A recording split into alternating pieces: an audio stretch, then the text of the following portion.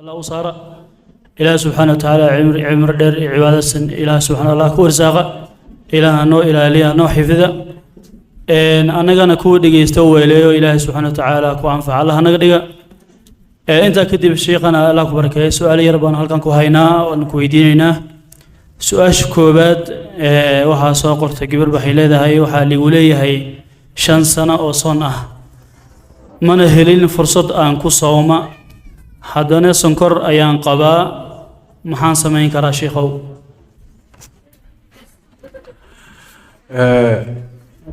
soonka haddii aad duruuftu ay kuu saamixi karto inaad qallaysana qallee haddii duruuftaada caafimaad ayna saamaxayn inaad qallaysood soontana haddana inta bini aadamku garanayo aan rajo laga qabin inaad soomi karto mustaqbalka wixii soon ee markaa kaa tegay raashin bixi haddii ay suurtagal tahay fursad inaad soomi karto in la heli karo oo ilaahay inuu caafimaadku siiyo markaasi waad iska sugaysaa markaad caafimaad heshana waad qallayn insha allah in yar kolba sidii ay kuugu fududaato biidn illaahi tabaaraka wa tacaala xanuunka sonkorta ama macaanka dadku allaba dadka qaarna way la soomi karaan dadka qaarna lama soomi karaan ruuxa la soomi karo isagoo qaba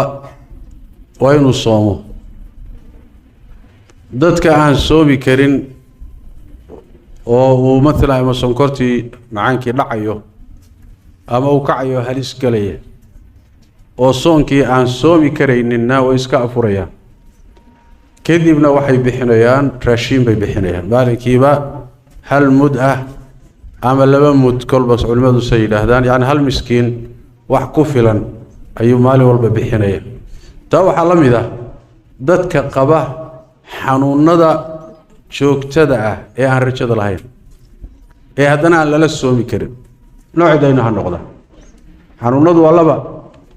xanuun markaa ku hayooda la soomi karin laakiin aad rajo ka qabto inaad caafimaadayso dabcan marka dhakhaatiirtii lala tashado ka noocaasoo kale ah raashin lama bixiya waa la sugaa intaad ka caafimaadayso xanuunna rajo male inta bini aadamku garanaya ilaahay caafimaad waa bixin karaa laakiin inta bini aadamku garanaya dhakhaatiirtu garanayaan culimada caafimaadku xanuun noocan oo kale rajo male in laga bogsoodo lamana soomi kartid ka noocaasoo kale marka raashin baad bixinaysa oo markaasi soomi maysid naftaadana khatar gelin maysid raashin baad bixin waadna iska afuri wallahu aclam jazaa allahu khayr aljazaa su-aasha xigta hooyaday oo dhimatay oo soon badan lagu lahaa sidee u gudi karaa mana ka soomi kara oo qof weyn baan ahay ruuxu haddii uu dhinto isagoo soon lagu leeyahay laba mid waaye intuu xanuunsanayay xanuunku ku dhiman doono intuu xanuunsanayay xanuunkaas soonkii ka tegay laguma laha haddii uu xanuunno hore ama duruufo kale uga tegay fursadna uu helay uu qalleeyo isagoon qallayninna uu sidaa ku geeriyooday markaas ma laga soomi karaa mise lagama soomi karo masale khilaaf ku jiro xadiidu caaisha jira uu nebigu leeyahy sal alla alayh wasalam ruuxii dhinta isagoo soon lagu leeyahay saama canhu waliyuhu ruuxa ugu dhoway xigtadiisaa ka soomaya waana madhabka imaamu shaafici caleyh raxmatullah in laga soomayo haddii marka aadan ka soomi karin soomanna lagu lahaa say su-aashu ku timid sadaqada u badi ilaahayna dambilaaf u weydiiyo u ducee daba adigiina aadan soomi karaynin oodan ka qallayn karaynin soonkii lagu lahaa sadaqada u badi una ducee insha allahu tacala wallahu aclam jazaahu allahu khayr aljazaa su-aasha xigta waxay leedahay anigoo umulay baa soon igu soo galay kadibna cunugii aan dhalay oo 19 sano jir ah baan guday ma ii gudantay soonkaas ma ii gudmay mise wax kale baa laga rabaa su-aashii kale fitrida dadki سؤال شو علي anigoo umalay baa soon igu soo galay kadibna cunugii aan dhalay oo 19 sano jir ah baan guday soonkii ma igu gudmay mise soon wax kale laga rabaa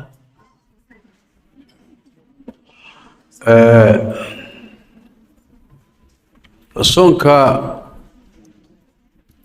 haddii uu kaaga tago ama nuujin adoo ilmo nuujinay ama adiga oo uur leh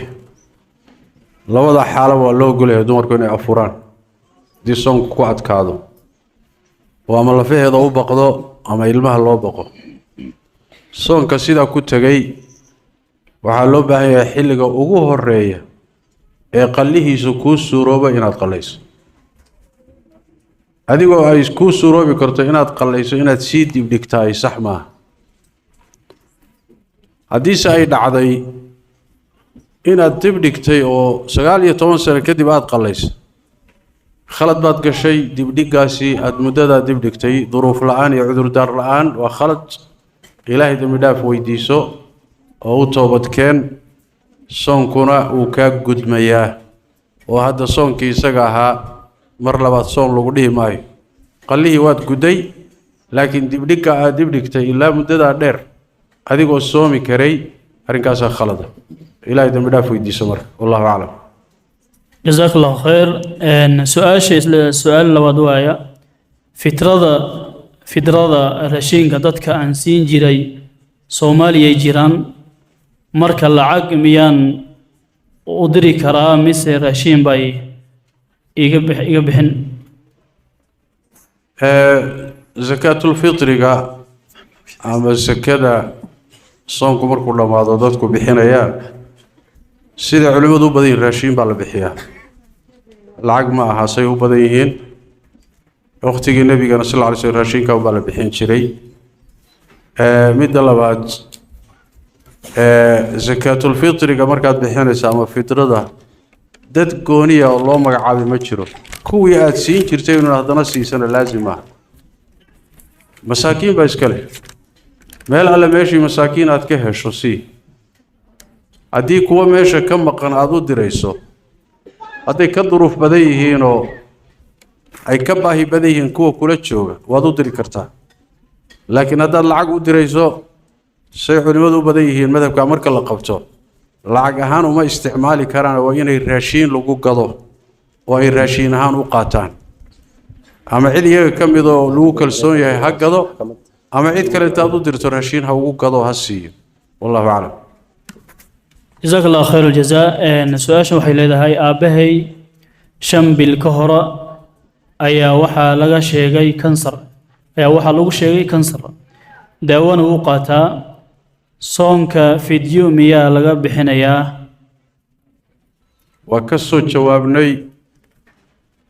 haddii cudurku yahay cudur joogta oon rajo lahayn oona la soomi karaynin marka uu iska afurayaa raashinna waa la bixinayaa maalinkiiba hal miskiin baa la quudinayaa wax u dhigma wax ku filan haddii xanuunka rajo laga qabo kansarka daawadu u qaadanayo dhakhaatiirtu yidhaahdaan wuu ka caafimaadi karaa wuu iska sugayaa markaa markii ilaahay caafimaad siiyo ayuu qallaynayaa wixii ka tegay wallahu aclam جزاك الله خير شيخ عليا هي سؤال قف أور له oo dhiiga ka socda ma soomi karaa salaadna ma laga rabaa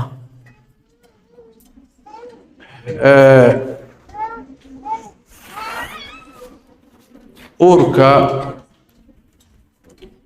markay haweenaydu uur leedahay dhiigga ka socdaay ama dhiigga ka yimaadaay ma dhiiggii caadada mise waa dhiig faasida ومثل خلاف كجرو وحاسي حوق بدن dhiiggaasi inuusan dhiig caada ahayn maxaa yeelay dumarku markay uur leeyihiin dhiigga caadadu kuma dhaco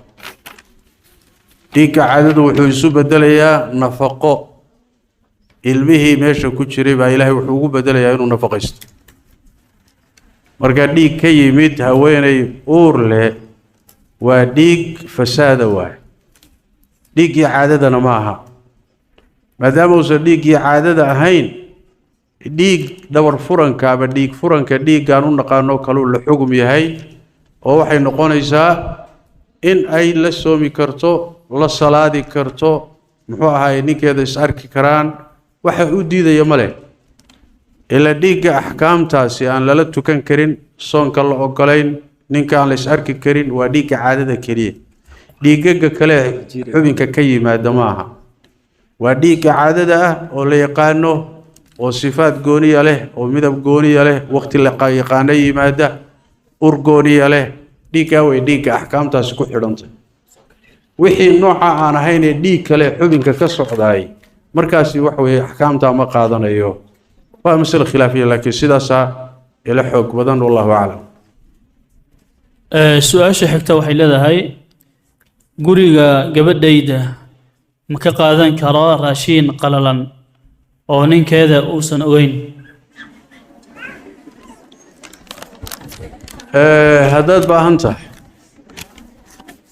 haddaad baahan tahay waad ka qaadan kartaa sida curfiga caadiga qaaliban horta qur-aanku waa ka inoo sheegay ruuxa muslimkaa xoolihiisu xalaal ma aha ilaa inuu raalli ku yahay mooye nabiguna wuxuu yihi sal alla alay wasalam ruux mu'mina xoolihiisu ma bannaana ilaa inay naftiisu ay raalli ku tahay mooye laakiin raallinimada nafta ayaa laba mid lagu gartaa ama lafdi oo inuu ruuxu ku hadlo raalli baan kaaga ahay yidhaah ama meehe curfan caadada bini aadamka yaa laga garan karaa iyo dhaqankiisa inuu raalli kaaga yahay marka nin reer leh siday u badan tahay sodohdii iyo gabadha maamadii dhashay waxoogaa raashin ay u baahan tahay ingeganayo guri ka qaadanayso qoonsan maayo waxna kaaban qabasay u badan tahay taa waa midda labaadee waalidku markuu baahan yahay oo uu muxuu ahay ka maarmi waayo ilmaha xoolihiisa iyo wixiisa xaq buu leeyahay inuu ka qaato haddii biilkii ay tahay xaaska la siiyey biilkeeda wixii ay ka tarayso waalidkeed ka tarayso oon guriga markaasi noloshiisa dhib u geysanaynin iyaduna dhankaa marka la fiiriyo way bannaan tahay oo xadiidka nebiga ku yimi sala allahu calayh waalihi wasalam laakiin wixii xadgudub iyo khalada ama ka badbadisa lama rabo wallahu aclam jazaak allahu khayr dabcan su-aalaha sheekh waa caam waaya soon keliya kuma saabsana qof dadkayga ka mid ah ama familigayga baa mar walba wax idhibaya buu sameeyaa ama wuu idhibaa inaan dhibsanayana wuu og yahay haddaan ka aamusa ma dembi baa igu tahay ama waan la hadlayo waana iga diiday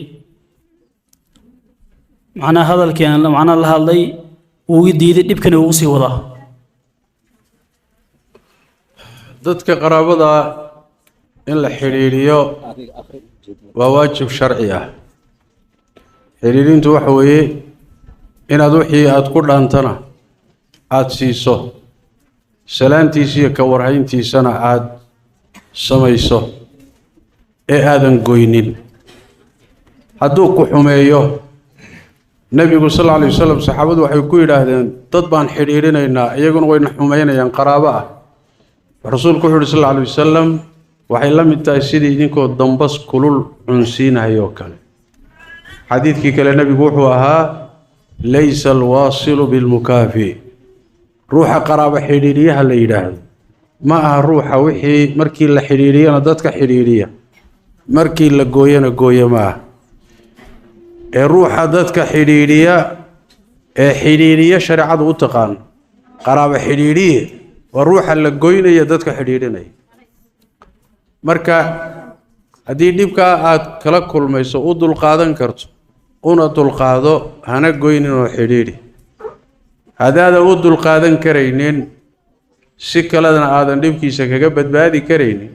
marka waa lagu ogol yahay si aad dhibkiisa uga badbaado inaad markaasi ka gaabsato wallahu aclam جزاك الله خير. سؤال وحي لهي كتب قرآن بوجير إيقا عني ما لقوبي كرا هدان قبنا هل كيان كشوا كتبت قرآن كي مصاحفته هداي قوقعان ومركاسي لانتفاع سنين لو مد ولا سمين كرا إلا حفظيو ولا أسطرو ولا إلاليو إني ميل حنكور دعان ولا مرمان لبسي والله حفظين كرا إن ميل نظيفة انت الراديو وآمنة لقضو ودولك قديهيس هوستي سلو آسو إلا آسو مد لبادنا وحوي إلا قبو إلا الجباي وحيك سجنتها هاي صحابة النبي صلى الله عليه وسلم عثمان بن عفان كما في صحيح البخاري وغيره خليفة مسلمين تا وقتي ومصاحفته أروريني ومصحف الإمام مصحف كان هذا أنا يصنع ويسوق كيني وحو أمري مصاحفتي كلا أردن أو كدونا أما وحكا كدونا إلا الجبو سوى مسلمين تكا إلى لنا ينس خلافان صحابة النبي يقولون ويلا قاتين marka in la gubi karo misxafku markuu go'o si loo asturo loo xifdiyo waa amalkii saxaabada ridwaanullaahi calayhim marka saas la yeeli kara hadii la gubay dambas uu iska noqonayo marka dambaskuna quraan ma sooma quraanku meeshu ku yaal iyo waraaqdu ku yaal iyo laakiin haduu dambas noqdo markaasi wax weeyaan dambas buu noqday marka sidaasi wax weeyaan waa loo xifdin karaa labadaas siyaad quraanka مصحفك والله حفظين كريا والله أعلم. سؤال حكت شيخنا waxay leedahay guriga waxa ii joogta shaqaale katiinad calaamad kristaan baa qoorta ugu jirta marka ma ka dhigin karaa guriga oo guriga shaqaale ma noqon kartaa guriga ma saxan kartaa way saxan kartaa laakiin علامات معتبك كريستنكا لازم إني محوها يقولي كقبت لأنه حق قبيتان هان ويقبي كران قبيتان هان أيوة كريستن أو قالها شغالنا ويكون نقوم كران أذيقه ويكون نقوم كران قريقه ويقلي كران تا مشكلة ماله لكن معتب كان كم موقضاي ilmihii guriga ku joogay ayuu saameyn ku yeelanaya aragay arkanayo nolosha ay la nool yihiin laana wax way macatabka indhaha ay ku kala qaadayaan aagtan qaadaysa ee ku dhex jirtay hadana macatabka qabtay weyneynaysa ilmuhuna ilmo yar yar ay yihiin saameyn buu ku yeelanaya xagga marka laga fiiriyo waxa fiican inaad tiraahdo guriga marka soo gasho macatabkaaga meel gasho markaad baxaysana xidho si aad muxuu ahay muuqaalka noocan ee guriga gudihiisa aad uga ilaaliso ilmuhu inay ku saamoobana aad uga ilaaliso nabigeenu sallallahu alayhi wa sallam alayhi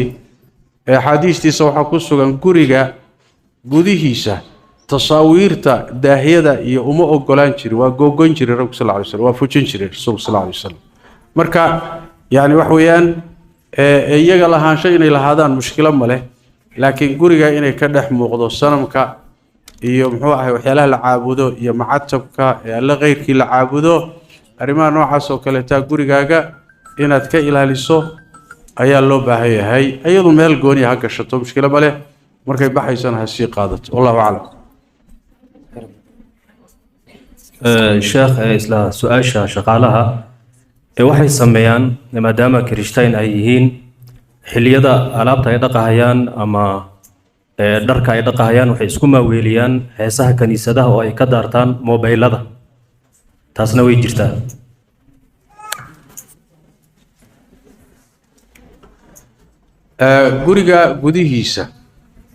gurigaaga gudihiisa macsiyo laguma samayn karo khaladna laguma samayn karo muusigna lagama daari karo kaniisad cibaado ka socotana shaashadana lagama daari karo telefoonna lagama daari karo laana meesha lagu samaynayo waa gurigaaga banaanka hadday ku samaysana eegi jirta laakiin gurigaaga gudihiisu meel ilaahay loogu shariig yeelo ma noqon karo laana kaniisada waxa ka socda waa shirkiyaad sooma yani nabi ciise la baryaya nabi ciise la caabudaya allah tabaaraka wa tacaala baa lagu sheegayaa inuu caruur leeyahay waa la caayaya marka gurigaaga gudihiisa waxayna ka socdaan qalad waa marka inaad ogolaato sax ma haddaad og tahay inaad ogolaato maaha oo gurigaaga kaniisad buu isu bedelaya gurigaagii kaniisad buu isu bedelayaa cibaado ilaahay qeyrkii ah la caabudayo gurigaaga gudihiisa inay ka socoto sax ma aha dadku waa dad bini aadama waxyaalaha caabudayaan iyagii allahooda waaye haddii aadan shirkiyaadka ka celin karaynin gurigaaga gudihiisa ogolaanin khiyaar baadna u leedahay cid adiga kuu shaqaynaysaa iyo shardigay kuugu shaqaynayso waa xaqad adigu leedahay xaqad adigu leedahay waay haddii aadayso kaniisadda aadayso ha aado banaankaasi hadday ku samaynaysaa ku samayso laakiin gurigaaga gudihiisa wixii diintaadu aynan kuu ogolayn oo shareecadaadu kuu diiday waa inaad tidhaahdo maya hadday sidaa kuugu shaqaynaysana kuugu shaqayso haddii kale kuwo kale oo sidaa rabto kuugu shaqaynayaad helaysa marka laana ruuxa muslimka ah munkarka iyo xumaanta waa inuu inkiro ya man ra'a minkum munkaran falyughayyirhu biyadihi فإن لم يستطع فبلسانه فإن لم يستطع بقلبه وذلك أضعف الإيمان منكر لقلو يدم لقلو وحاول شركك إلهي إذا نهين العابدو صوما وشغل كنيسة كسعتا ومنكر كوغوي مركا منكر كاسي غوريغاغي لوغو سبيا ادغنا ادن يعني وحوي كا مستصح ما والله اعلم جزاك الله خير سؤال شيخ waxay leedahay biki aan raacaa mootada inaan ka dhacan waan ka cabsanayaa ninka yaan qabsadaa wax dib ma igu soo gaaray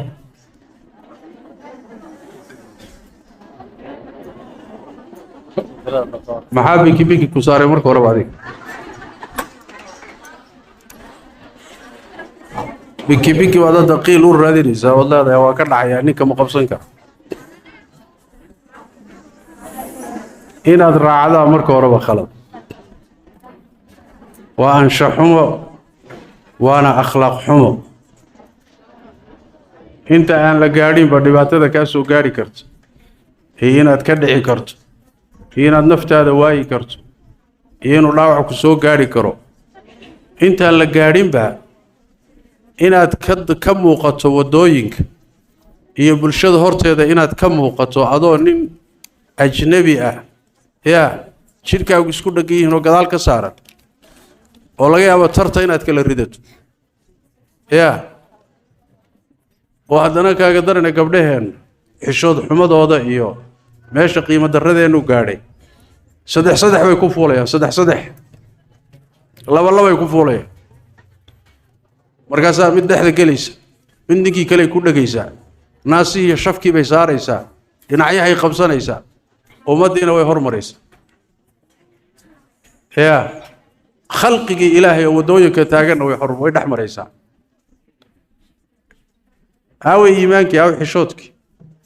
nabigeenu sal alla alay wasalam wuxuu yidhi iimaanka iyo xishoodka isku lamaan ruux hadduu xishoodku ka tago iimaankiina waa ka tegay xadiidkii saxiixuna waa kii ahaa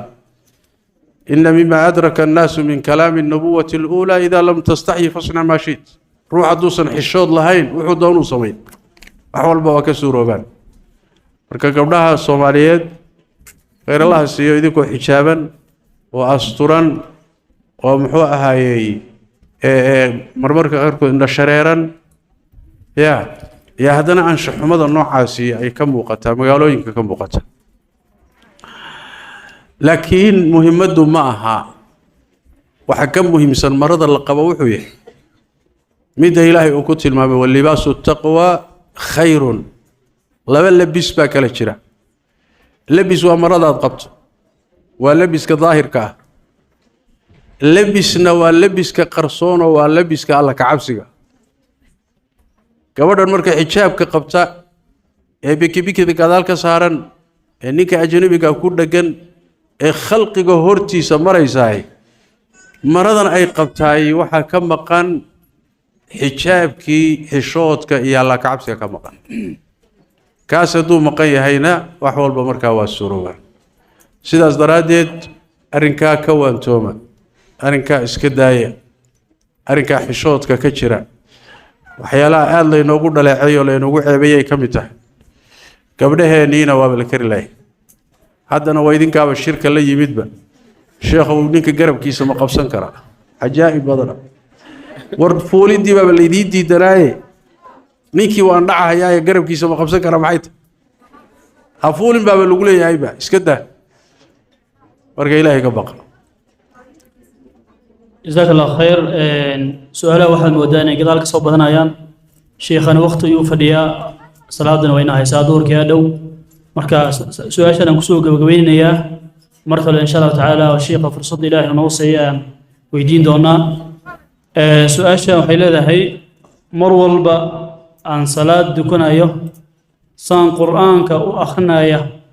ayaan iska baxaa dibkaasna mar walba waan qabaa waana xalin waayey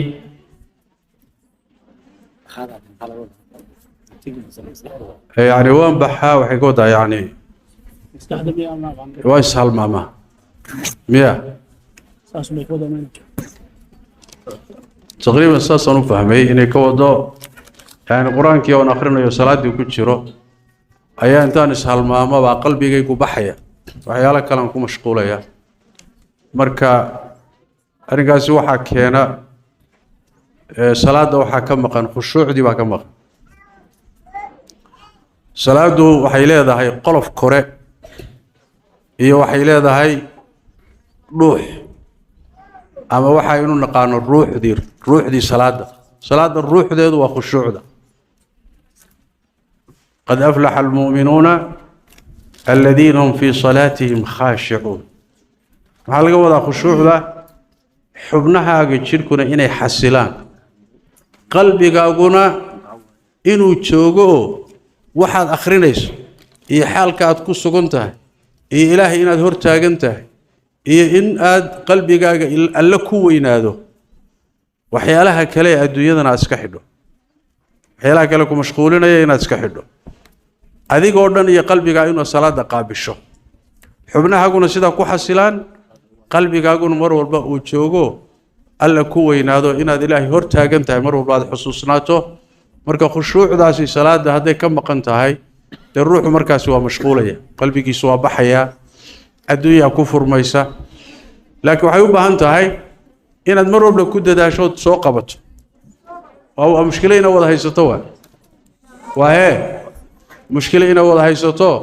qalbigeenu waa mashquulaya waa baxaynaa kolba shaydaan baa dhinaca inaga soo galaya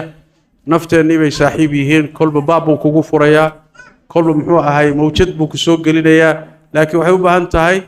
in aad nafta barto oo aad la dagaalanto oo aad isku kalifto inaad khushuucda salaada heli karto insha allahu tacaala salaada waa asaxaysaa salaada waajibkeedu waa kaa dhacayaa laakiin ajirka aad ka helaysaa waxay ku xidhan tahay kolba intaad khushuucdo kolba inta qalbigaagu joogo ayaad salaada ku leedahay inta qalbigaagu maqan yahayna kuma lihid laakiin waajibkii ilaahay kuu diray wuu kaa dhacayaa oo lagu dhihi maayo salaadii mar labaad tuko lagu dhihi maayo kun noqon lagu dhihi maayo laakiin wixii aad ka rabtay abaalkii aad ka rabtay ee lagaa siin lahaa kolba waxay ku xidhan tahay salaadaada intaad ku khushuucdo oo aad yani qalbigaagu joogo marka isku taxalluji oo nafta la dagaalan shaydaanka la dagaalan isku day insha allahu tacaala waadna baran kartaa muddo markaad la dagaalanto isku taxallujiso in yar baa qalbigaagu u xasilaya waadna baran insha allahu tacaala inaad salaada gudaheeda ku khushuucdo wallahu aclam wasali allahuma wasalam wabaaraka calaa nabi maxamed wala alihi wasaxbi wasalam jazakum allahu khayr wabaaraka fiikum sheekhana jazaak allah khayr waa su-aalaha halkaas ay nooga dhan yihiin dad qaar baa ducooyin soo dalbanaya oo qofba magafayga haysta ilmaha waxaa weeyaan wadamadaas gaalada ah baa lagu haystaa qofbaa salaada u adag baa uu leeyahay qofbaa fahankii qur-aankii ugu adag marka ducooyinkaas allah ku barakeeyey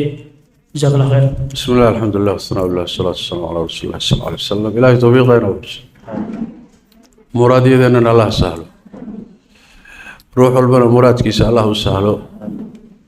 رب تبارك وتعالى وحي الشرع الله إنه يقبض الشيطان كي شركي الله إنه يقبض نفتني شرك إذن الله إنه يقبض رب تبارك وتعالى قلبي أن خير كاج على السير ذنبي يدنا الله داف تي والدينتنا الله داف خير كي وناك الله تبارك وتعالى الله ينفض ذي وحي حماني الشرنا إلهي نقصر فيه انت اللي بتضع الله كقاضو انت كربيسن كربة الله كقاضو انت جرن عافماد دقدق الله سيو انت اللونسن الله صوحن وليو انت وناك هيسد وناك الله سياديو انت حبسيده كجرتي خلطك ugu jirta ilaahay xabsadaha ka soo saaro ilaahay tabaaraka wa taala jannadiisa allah inagu kulmiyo xadaabka allah inaga ilaaliyo khaatumada allah inoo hagaajiyo labada daarood Allah inagu liibaano bishan barakaysan ramadaan ilaahay nabad ha inagu gaarsiiyo acmaasheedii khayraadkeedana allah inoo waafajiyo ilaahayna ha inaga aqbalo muslimiinta meel walba ku dhibayeen dhibaatada allah ka qaado ilaahay dhibaatada ha ka qaado خير وناك الله قبدلو قلوب توضى الله يصدمه من نماء الله سيو تفرارق يسخلافك الله كسارو إنك قبيالة هي قيب سنانت الله ينقصار من نماء ولا نماء الله ينسيو إلهي قلوب تنعى فيه عذر رضا كتير الله كسارو إلهي أمد الصوماليات يبعتضى هيستا الله كقاضو انت وناك الله ربتك كشغين السنة إلهي هو كالمي انت ديبك الله دمع السنة إلهي دبعتضو ده الله كقبتو وحي شر وضنا شرك وضا الله نقبتو إلهي خاتم وناسنا هاي نقود له والدين تاني أهل كنا انت دينتين الله نحرستو انت النور الله حفظيو إلهي جندي ساي نقود كل ميو كو عرشك إلهي أرسد الله نقبت دقو ربك تبارك وتعالى السرات كمريتان كيس الله ينفض دايو وجهك إلهي قوة داود الله نقود درو الله رضيه ساي نسيو عذاب كيسي عردي سر الله نقح بديو اللهم صل على محمد وعلى آل محمد كما صليت على إبراهيم وعلى آل إبراهيم وبارك على محمد وعلى آل محمد كما باركت على إبراهيم وعلى آل إبراهيم إنك حميد مجيد وسبحانك اللهم وبحمدك نشهد أن لا إله إلا أنت نستغفرك ونتوب إليك جزاكم الله